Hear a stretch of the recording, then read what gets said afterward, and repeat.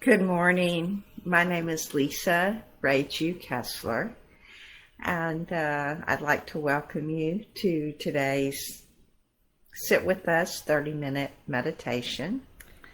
So I was thinking about something to talk a little bit about this morning, and also I was thinking about whether or not we really even need anything to talk about for our meditation. Um, so I thought I would share with you briefly the what we refer to as the four great vows in Zen Buddhism. And these are the vows of the Bodhisattva, an individual who works here on earth, even if they are already enlightened, to assist all others in their enlightenment. And so these vows take on slightly different forms depending on your particular practice. The ones I wanted to share with you this morning are the ones that we chant with the Upaya Zen Center, which is a Japanese practice. So the vows that we chant are: creations are numberless, I vow to free them. Delusions are inexhaustible, I vow to transform them. Reality is boundless, I vow to perceive it. The awakened way is unsurpassable, I vow to embody it. So I'll read through those again just in case anyone's wanting to write them down. But first I'll talk a little bit for just a moment about their meaning. So like I said, the Bodhisattva is an individual that even though they may be enlightened, they choose to remain on earth and vow that they will continue on earth in their enlightenment until all beings become enlightened. So if you think about that, I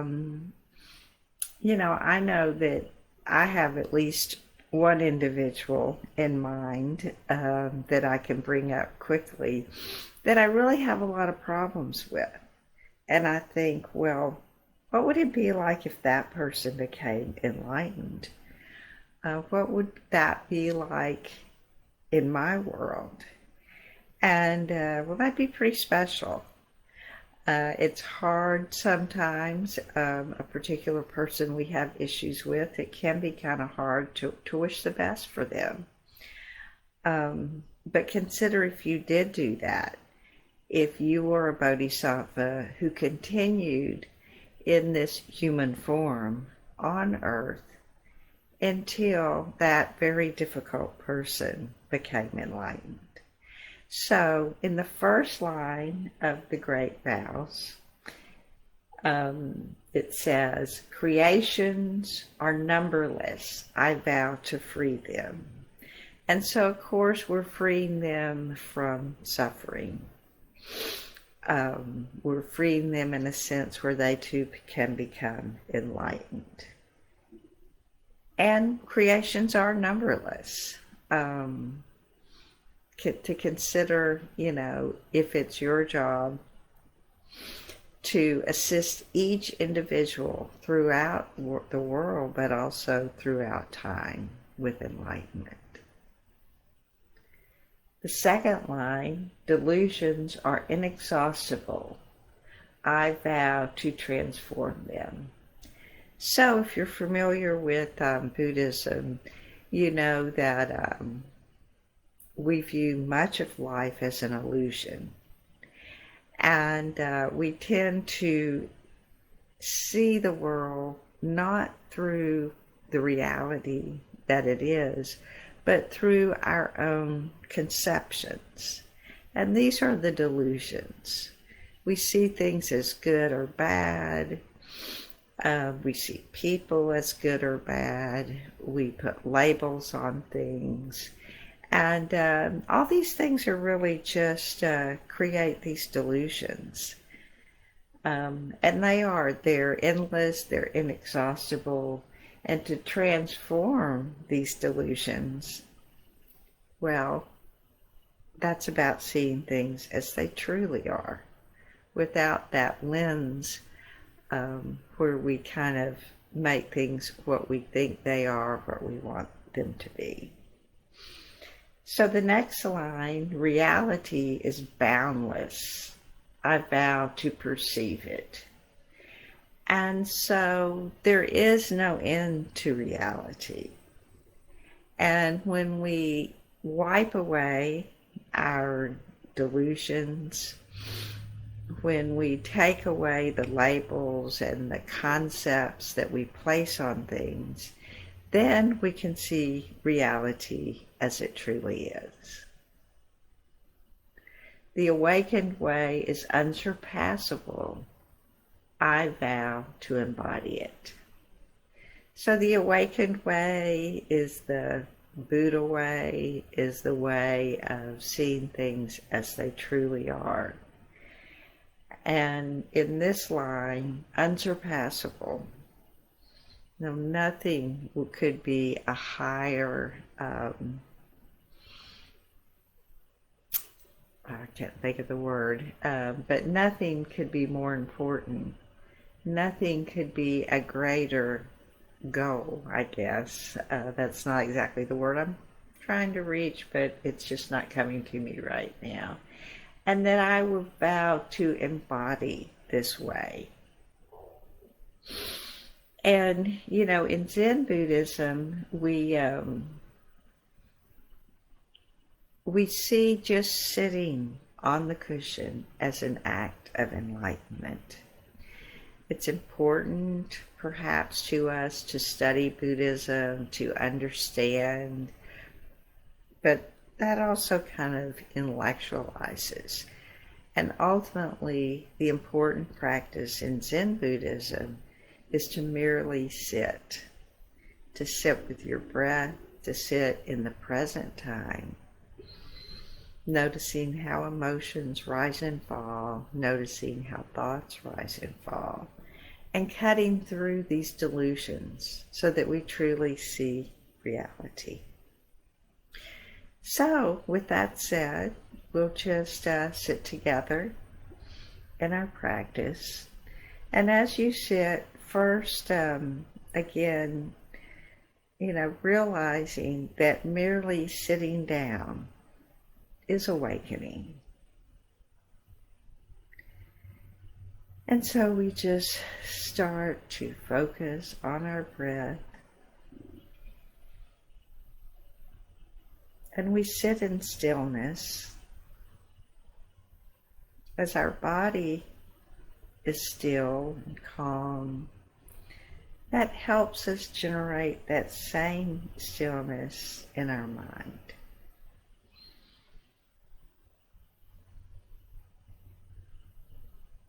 And consider that when our thoughts arise, we attach emotion to those thoughts.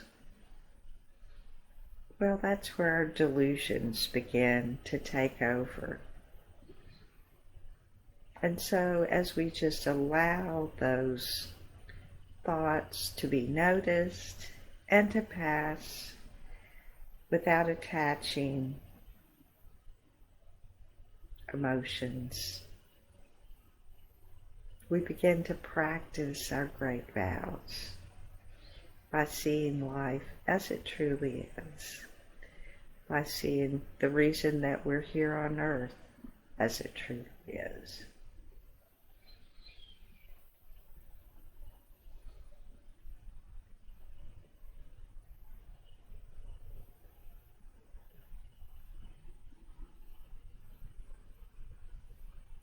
And so noticing our posture, our back is straight and strong. The front of our body is relaxed and our heart is open to whatever comes up.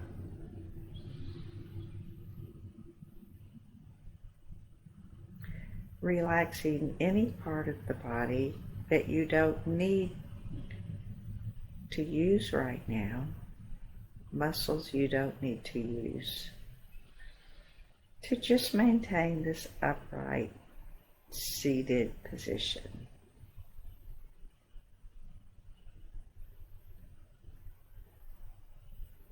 And just allowing the breath to come in and to leave.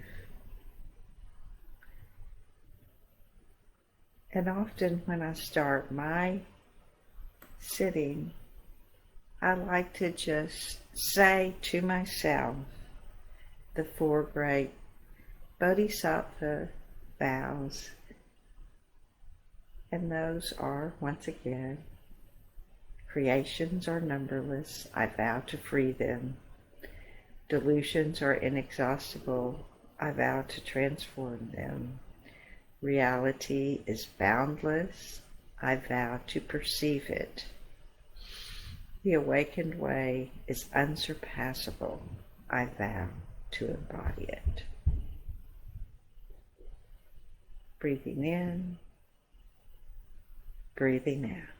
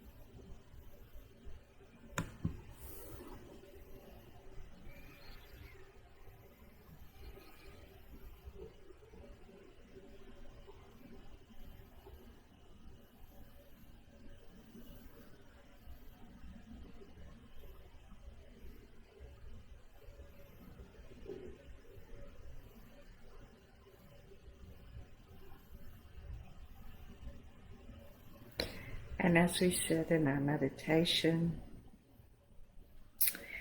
we notice if our mind has gone off someplace. Perhaps we're no longer focusing on our breath and we're thinking and planning or maybe even worrying. Just know that that's just what the brain does. Chances are very high your mind is not going to just blank out while you're meditating. And so as you notice that you're off in another world, another time, you just recognize that. You let go of those thoughts and you return your attention to the breath. And this is often our practice, just noticing the thoughts and returning to the breath.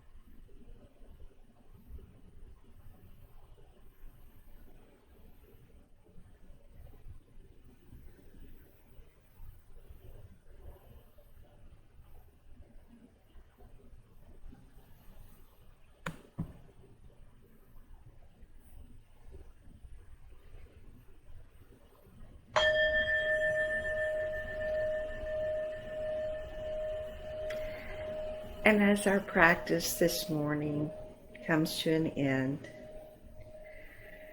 I'd like to dedicate the merit of our practice together to compassion. May we all show compassion to others in the world.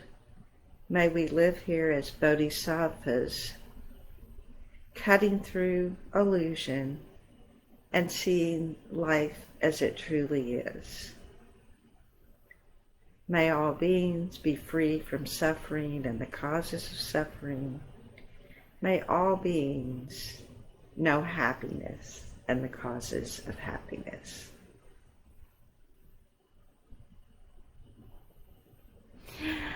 So thank you so much for joining me this morning, and I hope you have a beautiful day.